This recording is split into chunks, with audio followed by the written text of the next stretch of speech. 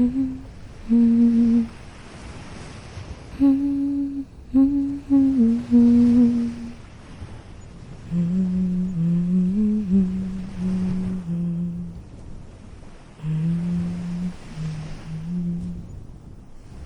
awake. You can lay back down. Don't push yourself too hard. You're safe, I promise. A little worse for wear would be an understatement. But what do you expect when you're on the verge of death? I won't hurt you. I'll stay here with you for until your body calls your soul back. Rest.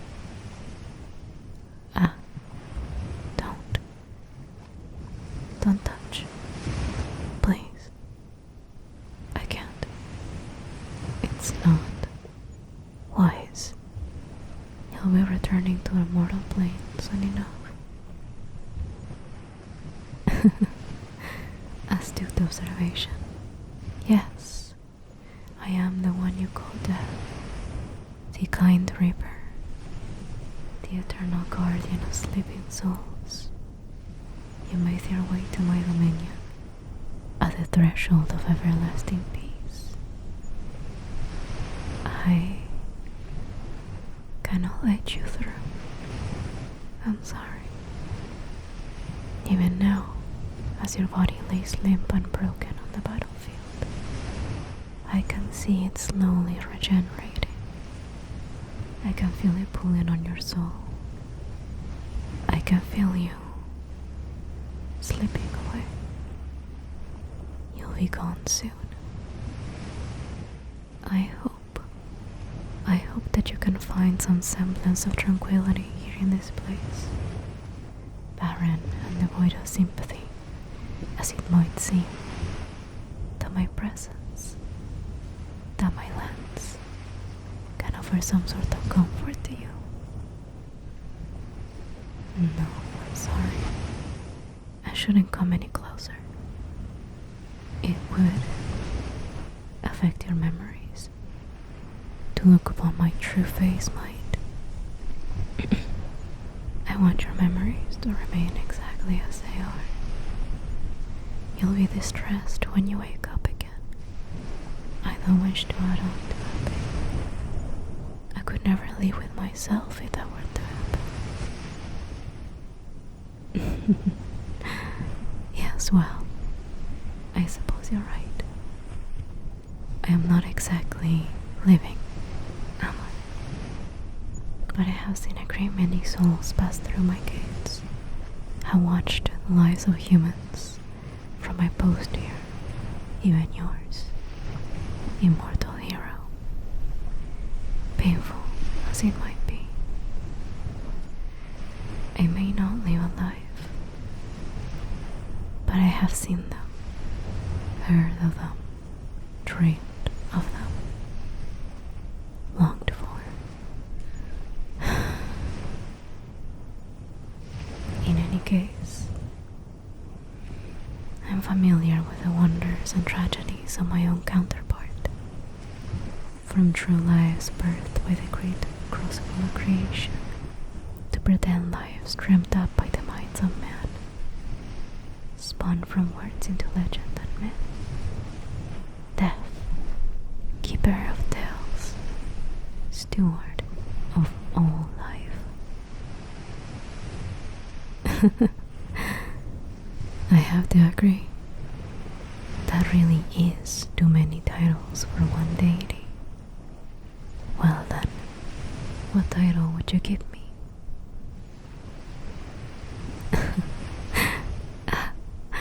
Fairest farrier of souls, unending. That is very kind, but I fear it would sound far too narcissistic to introduce myself as such. No, I like you very much. Perhaps there will be a name only spoken between us, truer a title than any other I have, because it comes from you. It'll be our own little secret. It's been a time since I laughed as much. I missed this feeling. The souls I pass through don't tend to stay for long, and there are only so many stories you can watch and hear unfold before wondering when your own might start. Really? You want to hear some from my collection? Hasn't anyone told you never to trust a god, let alone the god of death? Oh my. Yes. I certainly don't deny your renown and absolutely mighty presence. But of all the tales I hold in my repertoire, none are as famous as those tricked by death. Are you not worried that I'll somehow bind your soul to the moon, so that you may only move during the night? Are you not worried that, when you're alive, your mind will be plagued with visions of moving corpses and the whispers of the damned? Are you not worried that it can cause irreparable damage to you worse than any torture known to man, whatever burdened, without the sweet release of eternal sleep? I see. You can't explain it, but you know I'd never do that. You trust me for some reason. Kind, naive hero. There are times in life when one can only rely on instinct and intuition.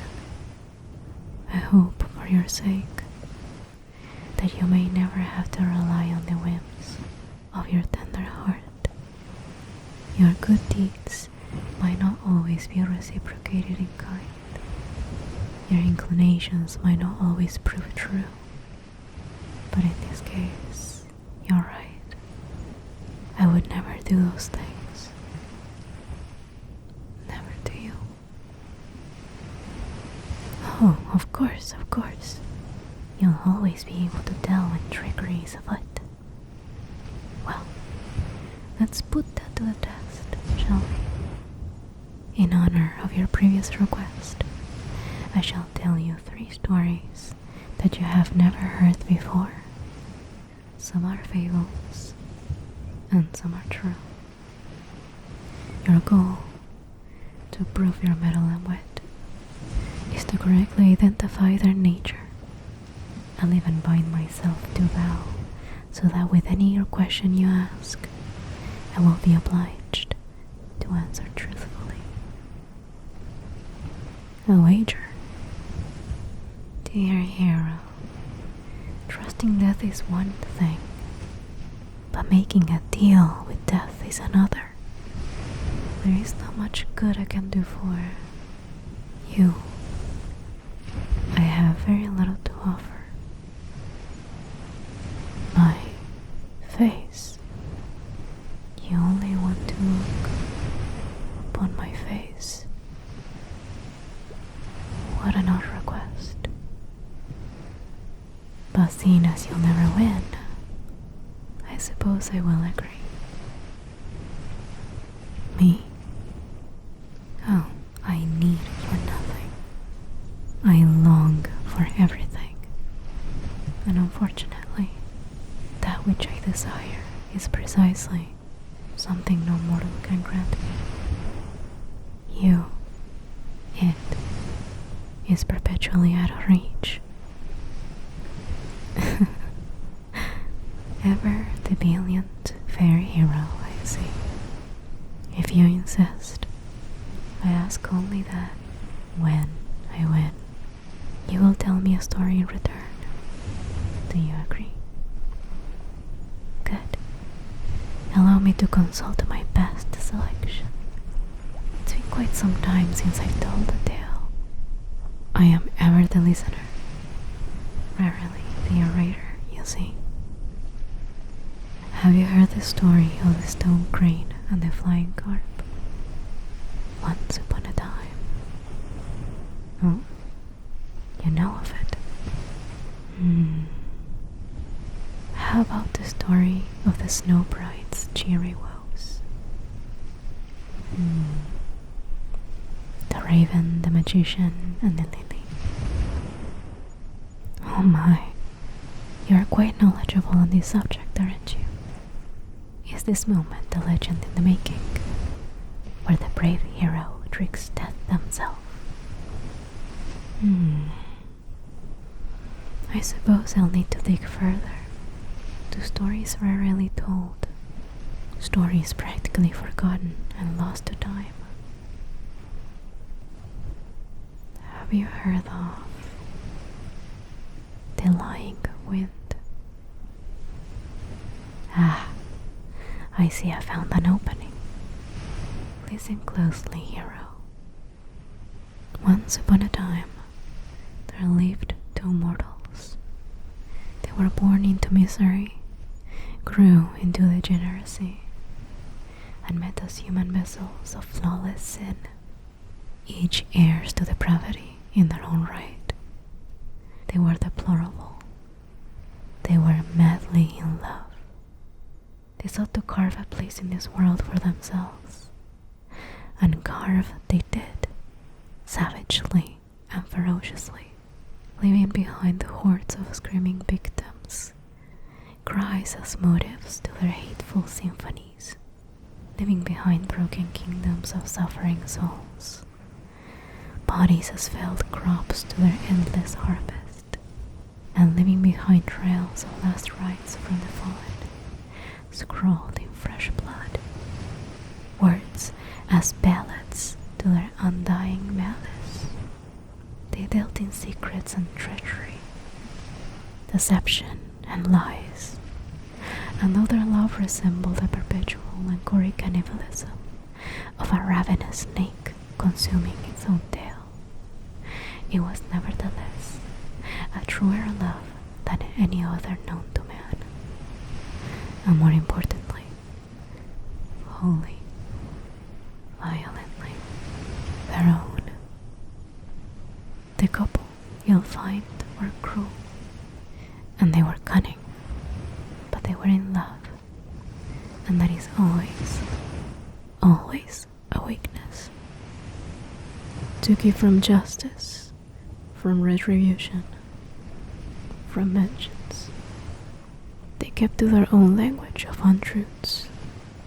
They always parted and reunited in the same manner, to know that the one they spoke to was truly their love. One would pose a series of 3 questions, and the other one would respond in kind, with 3 lies. On a fateful evening, laden with signs of promise, and rife with omens of conclusions, one half of this pair set out on a quest. Waving them off, the one that was left behind asked a question.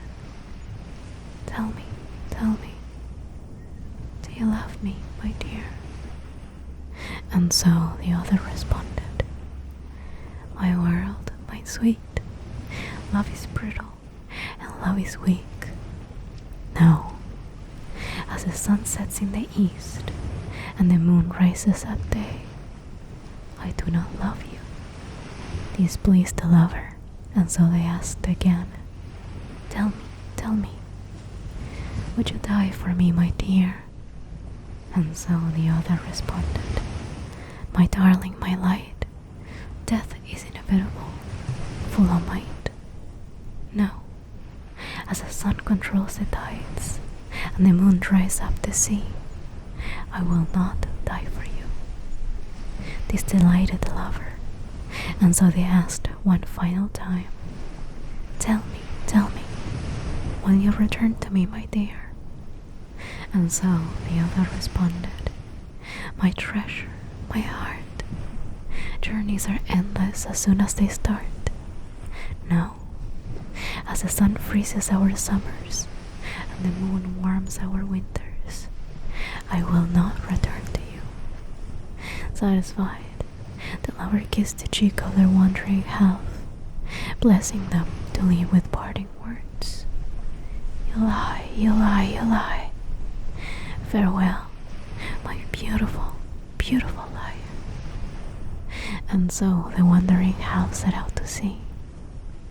But the gods, you'll find, find are the embodiment of cruel and are the epitome of cunning, where they feel no love and will always, always exploit weaknesses. Sending down a ruthless messenger disguised as the missing half of the reviled pair, they sought to extract every secret of the lovers, to punish them for their crimes.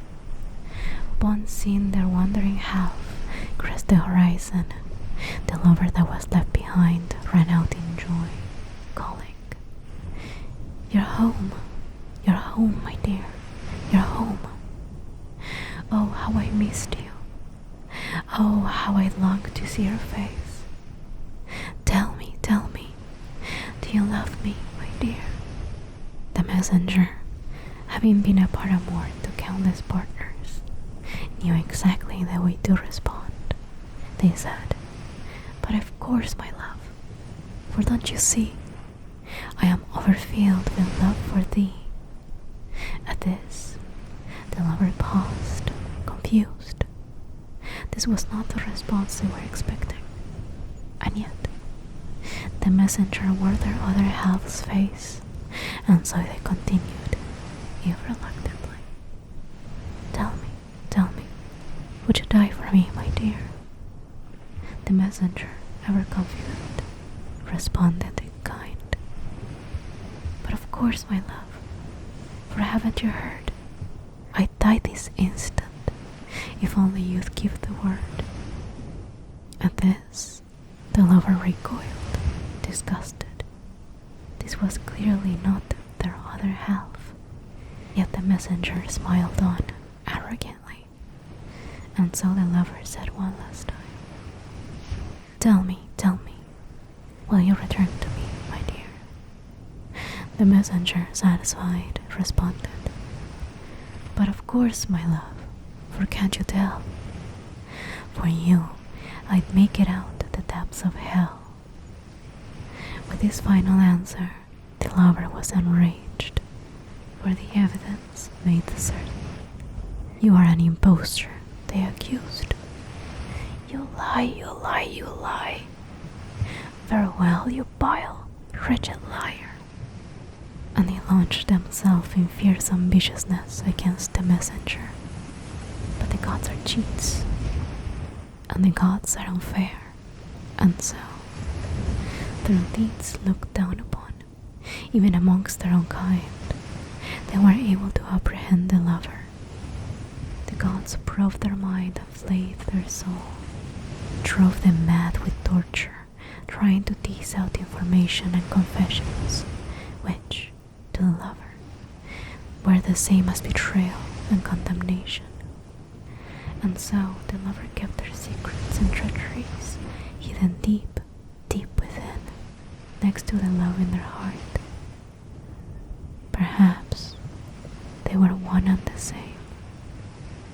And so the lover spat at the feet of the gods, and raged and cursed, and lied, also that these treasures remained wholly, violently their own. The gods unraveled the lover bit by bit, and yet the lover clung to life, for the nature of their love was a precious, selfish thing. They waited for the other half's return, ever holding on to the hope of rescue and strength of devotion, made true by any means conceivable, even through willing self-sacrifice of their missing half. But they never came. Soon enough, there was nothing left of the lover, save for their pained voice on a soft wind echoing, Tell me. Eventually, the wandering half returned from their quest, treasures and stories in tow. But they were perplexed to find that their lover did not come to greet them. They searched and searched, becoming more and more distraught with every dead end they encountered, every lead coming up empty. Time passed. Hope waned.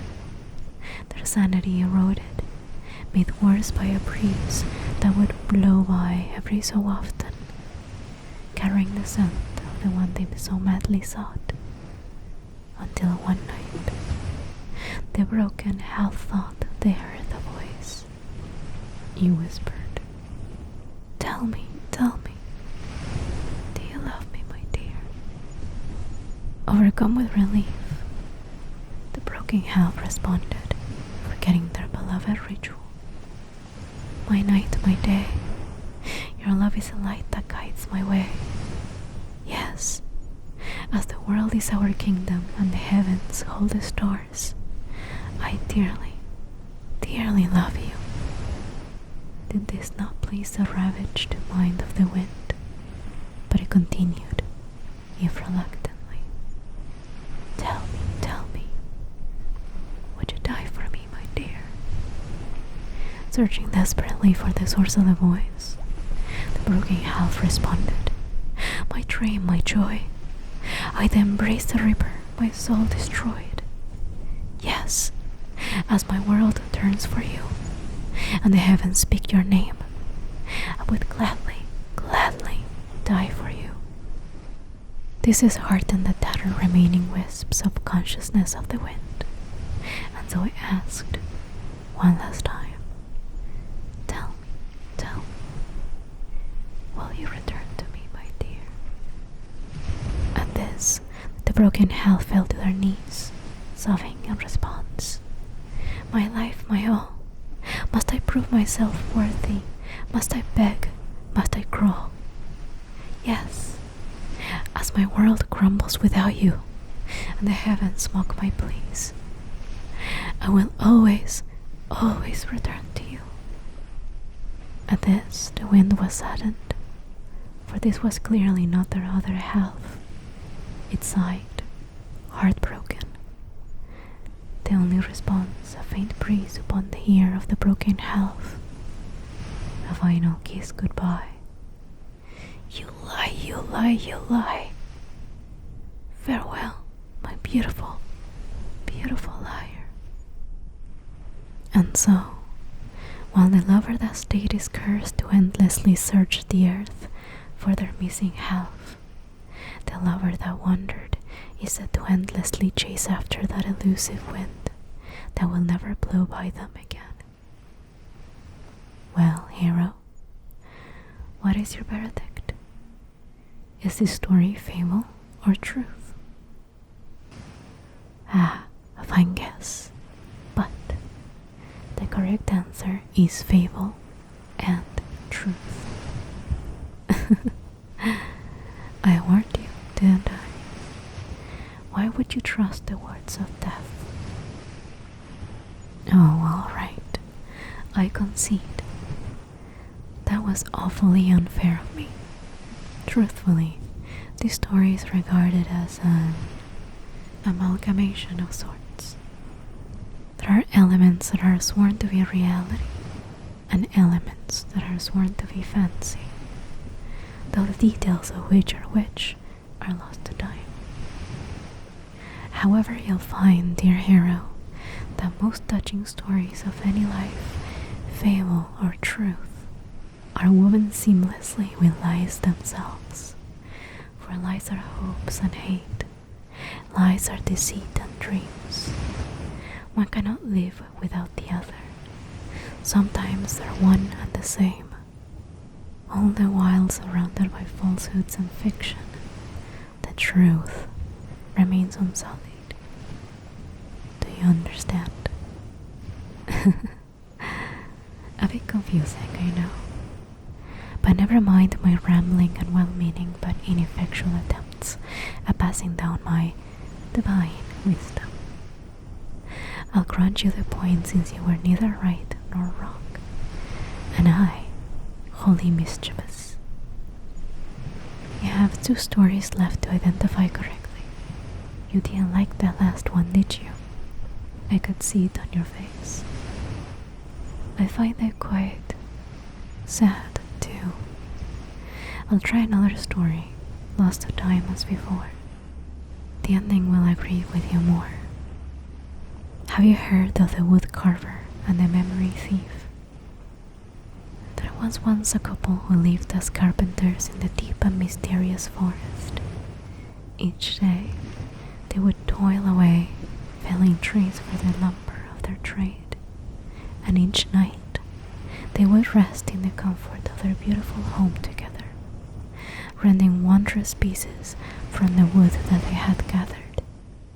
One could fell trees so quickly and without ceremony that groves could turn into clearings in a single day, and so they were known as a wood thief.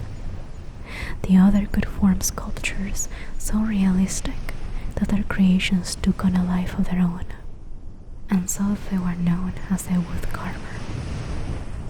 Although the forest grew on tranquil, peaceful lands, there were nevertheless creatures of legend that prowled these orchards, remembering ages in which they were worshipped by humans, and mourning their fall from grace. It was these exact creatures from whom the wood carver grew wary, for each night they found their bodies sore, their heart aching, and their mind cloudy, tears dried upon their cheeks. Their unsettled soul reached and reached for facts and memories that weren't there, lost as morning dew to a bright new day.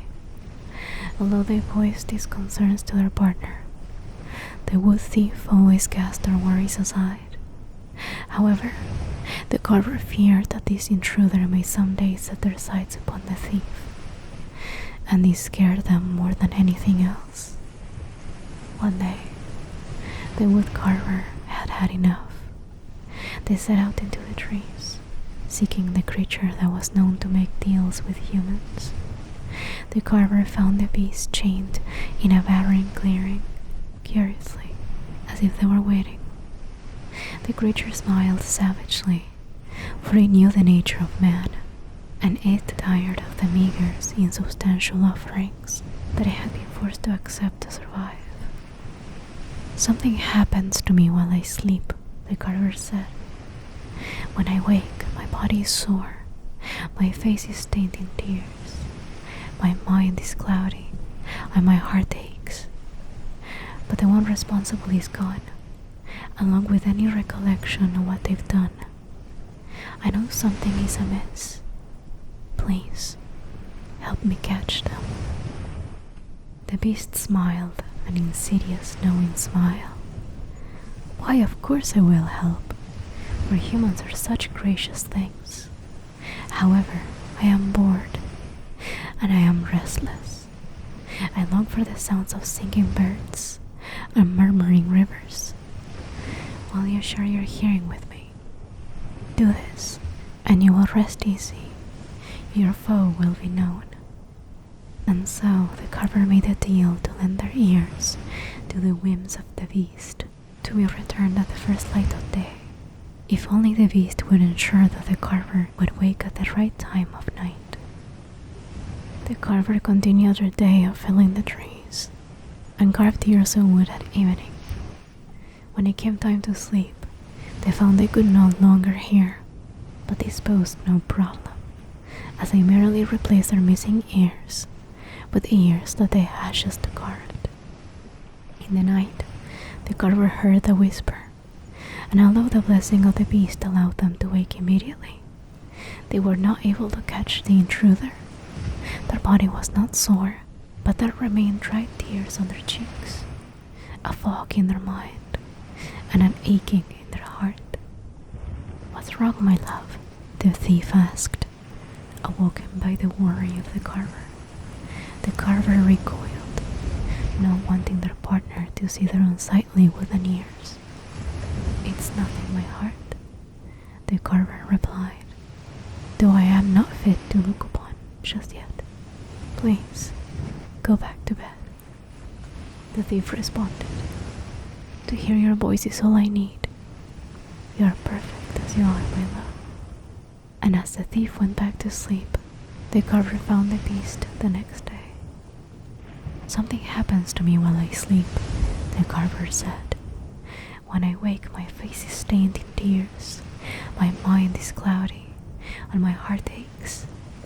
but the responsible is gone, along with any recollection of what they've done. I know something is amiss. Please, help me catch them. The beast smiled, a lazy, languid smile. Why, of course I will help, for humans are such generous things. However, I am forlorn, and I am lonely. I long for the brush of a friend and the kiss of a lover. Will you share your touch with me? Do this, and you will rest easy. Your foe will be known. And so the carver made a deal to lend their hands to the whims of the beast, to be returned at the first light of day. If only the beast would ensure that the carver would wake up at the right time one night. The carver continued their day felling trees and carved the hands of wood at evening. When it came time to sleep, they found they could no longer experience a sensational touch, but this posed no problem, as they merely replaced their missing hands with the hands they had just carved. In the night, the carver felt a bump, and although the blessing of the beast allowed them to wake immediately, they were not able to catch the intruder. Their body was not sore, and there were no longer tears on their cheeks, but there remained a fog in their mind and an aching in their heart. "What's wrong, my love?" the thief asked, awoken by the worry of the carver. The carver recoiled, not wanting their partner to see their unsightly wooden ears or hideous wooden hands. "It's nothing, my heart," the carver replied, "though I am not fit to be looked upon just yet. Please, go back to bed." The thief responded, "To feel your warmth is all I need. You are perfect as you are, my love." And the thief went back to sleep. The carver found the beast the next day. "Something happens to me while I sleep," the carver said. "When I wake, my mind is cloudy and my heart aches, but the one responsible is gone, along with my recollection of what they've done. I know something is amiss. Please, help me catch them." The beast smiled, an oily, greedy smile. "Why, of course I will help, for humans are such gullible things. However, I am tired, and I am lost. I long for the vibrant set of the sun and the brilliant hue of the sea. Will you share your sight with me? Do this, and you will rest easy. Your foe will be known." And so the carver made a deal to lend their eyes to the whims of the beast, to be returned at the first light of day. If only the beast would ensure the carver would wake at the right time of night. The carver continued their day of felling trees and carved eyes out of wood at evening. When it came time to sleep, they found they could no longer see, but this posed no problem, as they merely replaced their missing eyes with the eyes they had just carved. In the night, the carver saw visions of a shadowy figure in their dreams, and although the blessing of the beast allowed them to wake immediately, they were not able to catch the intruder. Their body was not sore, there were no longer tears in their cheeks, and the fog had dissipated from their mind, but there remained an aching in their heart. "What's wrong, my love?" the thief asked, awoken by the worry of the carver. The carver recoiled, not wanting their partner to see their unsightly wooden ears, or hideous wooden hands, or horrifying wooden eyes. "It's nothing, my heart," the carver replied, "though I am not fit to look upon just yet. Please, go back to bed," the thief responded. "To see your smile in the morning is all I need. You are perfect as you are, my love." And the thief went back to sleep. The carver found the beast the next day. "Something happens to me while I sleep," the carver said. "When I wake, my heart aches, but the one responsible is gone, along with any recollection of what they've done. I know something is amiss. Please, help me catch them." beast smiled a callous, wicked smile. No, fool Carver, for humans are such breakable things. I am powerful, and I am satisfied. There is nothing you could possibly trade that I would want. The Carver grew desperate, searching for any last bits of themselves to bargain away. Please, they implored, I have so much left to give. They have my hearing, my touch, and my sight, but you do not have my emotions. Wouldn't you like to feel? At this, the smile of the beast grew sharper.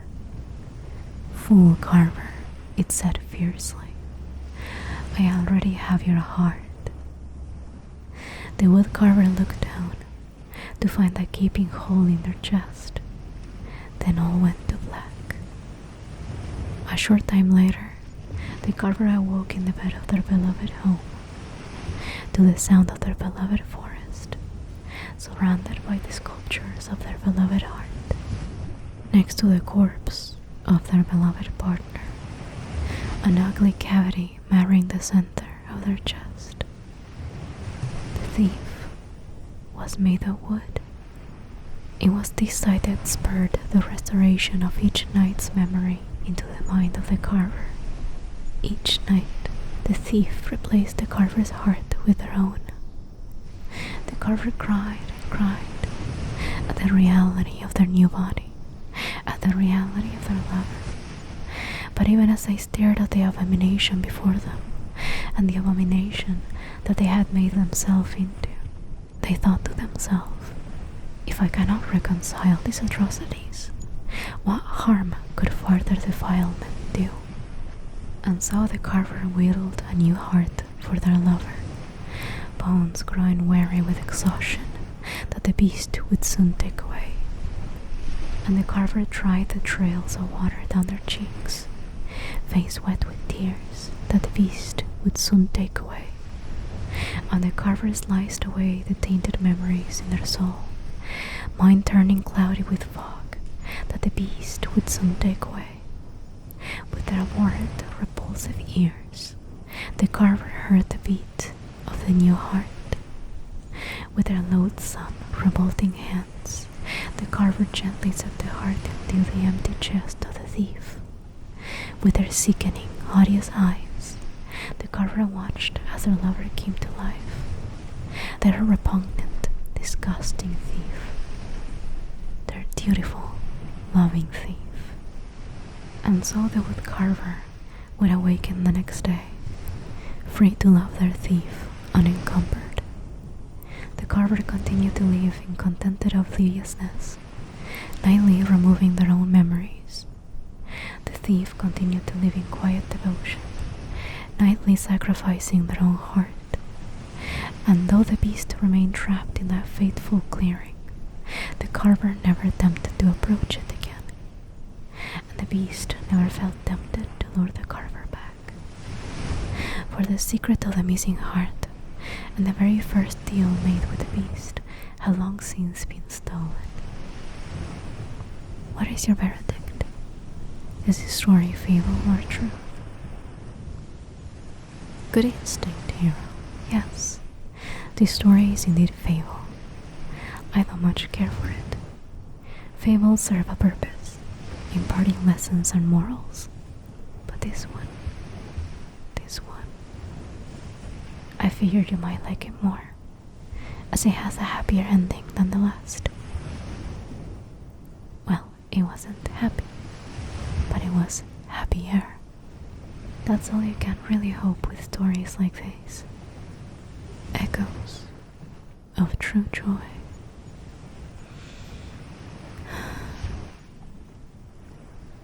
My.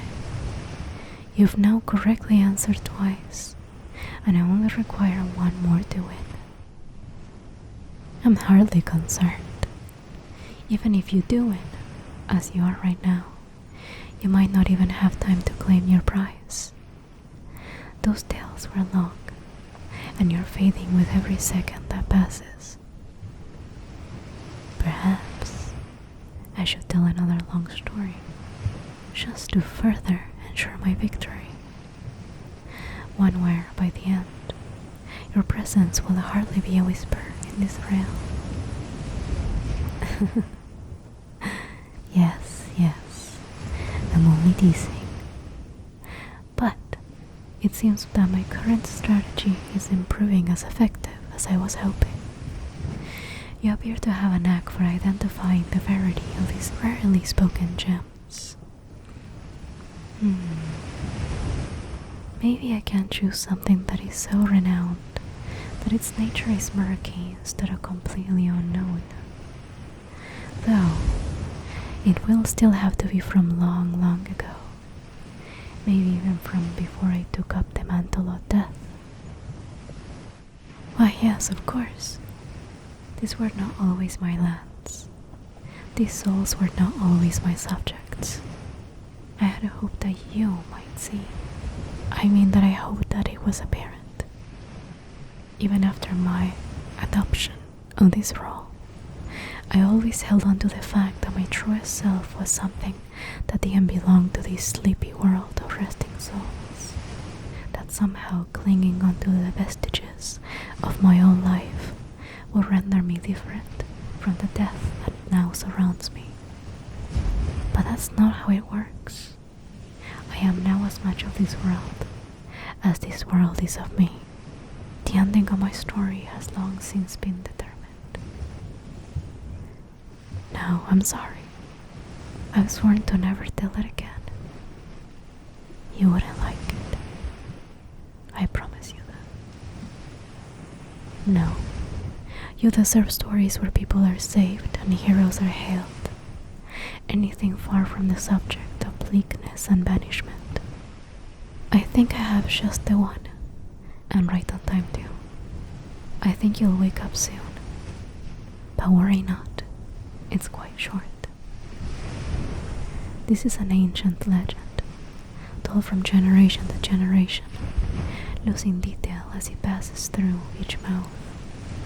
Among the great tapestry of stories told by man, it exists as a faded, threadbare heirloom, but nevertheless, the image of its story remains clear and vibrant. Would you like to hear it? Golden oaks and flaming crows.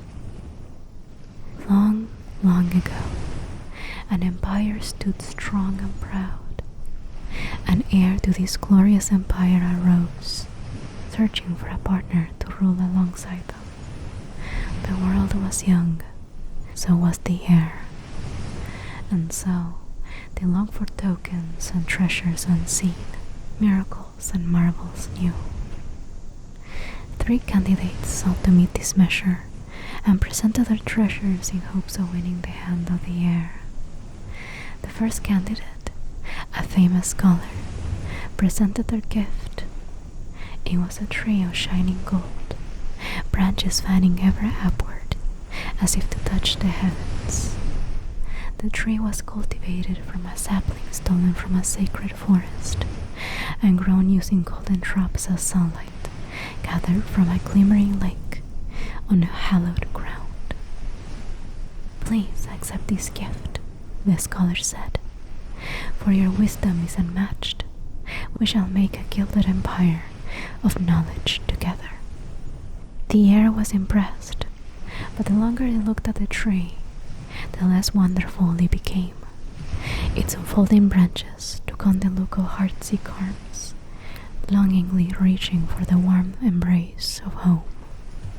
And the shining bark and leaves looked more like the gleam of sorrowful tears, freshly spilled for a place now lost. The heir thanked the scholar kindly, appreciating their wit, but did not accept. The scholar insisted the tree be kept, and though the heir obliged, their compassionate nature did not see fit to keep it so far from its sun-warmed soils, and so they planned to return it home. The second candidate, a firstborn of an ancient, respected bloodline, presented their gift. It was an extraordinary bird with feathers of flame, wings spread regally as if to bless the air. The bird was a creature of legend, plucked from the constellations above, and tamed with old magic to contain the majesty of its fire. "Please accept my gift," the firstborn said, "for your power is otherworldly. We shall make a formidable empire of strength together." The heir was intrigued, but the longer they looked at the bird, the less striking it became. Its unfurled wings took on the look of a painted butterfly, posing in endless agony for the display of its beauty, and its hypnotizing feathers looked more like the waning light of a dying star that still longed to beam in the night sky. The heir thanked the firstborn graciously, appreciating their boldness, but did not accept. The firstborn insisted the bird be kept, and though the heir obliged, their wild nature did not see fit to keep it tethered and so they planned to return it home. The third candidate, a poor poet of no renown, presented their gift. They had no fortune and no belongings, only the words that they coaxed from their heart, and to everyone's surprise, instead of unveiling a grand offering or summoning a mighty prize, the poet looked upon the air with stars in their eyes and spoke in a quiet, faithful voice. They expressed their awe in the kindness and grace of the air, of their vibrant passion, and of their beauty, of the lives permanently changed by the gentle guidance of the air, of their wisdom, of their strength, and so much more than the others had failed to see. Through these words, the poet declared their undying devotion and unwavering dedication, shining as brightly as any metal, rooted as strongly as any tree, soaring as freely as any beast, and burning as fiercely as any flame, boundless and entirely their own. "Please accept this gift," the poet said, "for the admiration and loyalty of your humble subject is the least of what you deserve. No matter the path you choose, you shall nurture a hopeful kingdom of light, forever supported by those you lead. And even if you do not accept this gift, know that it, like my heart, will remain forever yours." The air was stunned, and the longer they looked upon the earnest poet, the more breathless they became. The air's face took on the look of a thawing sun, rising enchanted to brightening hues of wonder, and her heart felt like an ocean of pure bliss, each wave a cresting riot of joyous singing, as sweetly caressing as a soft kiss upon their cheek. The air thanked the poet, overwhelmingly bewitched, and tenderly accepted. The poet gently took the air's hand in their own, and though the air knew this gift should be shared with all the world, their transfixed heart sought to hold on to it for just a while longer, for they knew they had found their home. Many years of happiness later, the air reflected on this gift, now spread throughout the realm, and realized they had no idea what to call it. When they asked the poet responded, "Why, my treasure? Isn't it clear? Anything so wonderful could only be named after you." The story is ancient. Details change from culture to culture, and from century to century.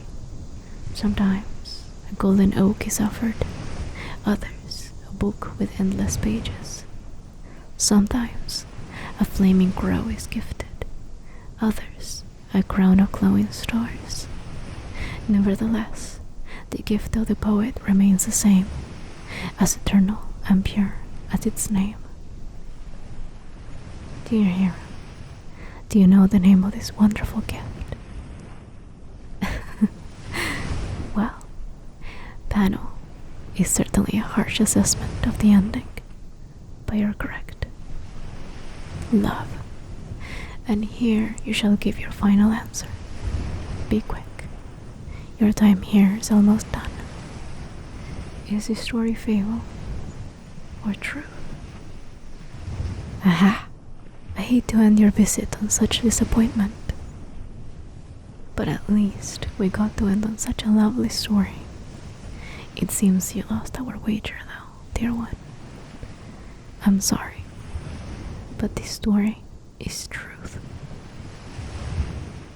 The rest, there is no rest of the story, hero.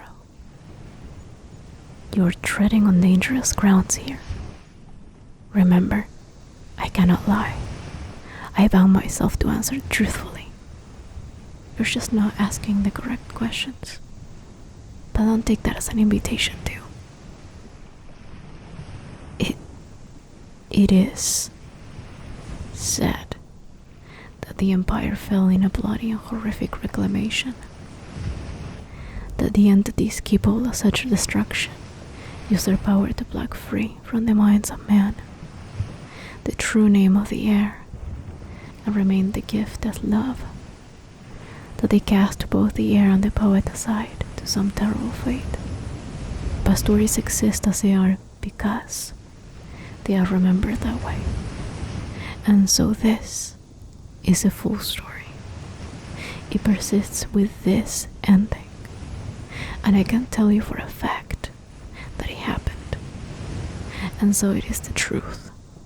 Any theory of yours remains irrelevant, and past iterations are pointless, because no one remembers the original. No one remembers. How do you know that name? No, don't call me that. You cannot call me that. How did you? Stop.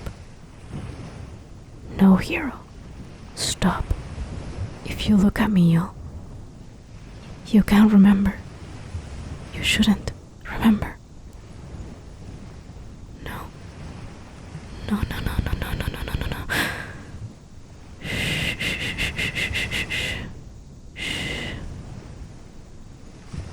I told you not to look. Look at you. Look at you, my heart. Remembering only makes it worse. It always makes it worse. When you go back, you'll be... It's better to forget.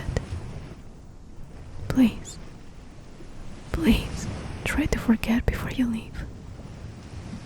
You're about to. That's a nice sentiment, my love. But you can never stay here. They ensured that when they cursed you to regenerate, not heal. How can a word so gentle be applied to that which causes you so much pain and suffering? Regenerate is the only term sterile enough to describe such resentful restoration. You'll never truly heal. Will never truly heal.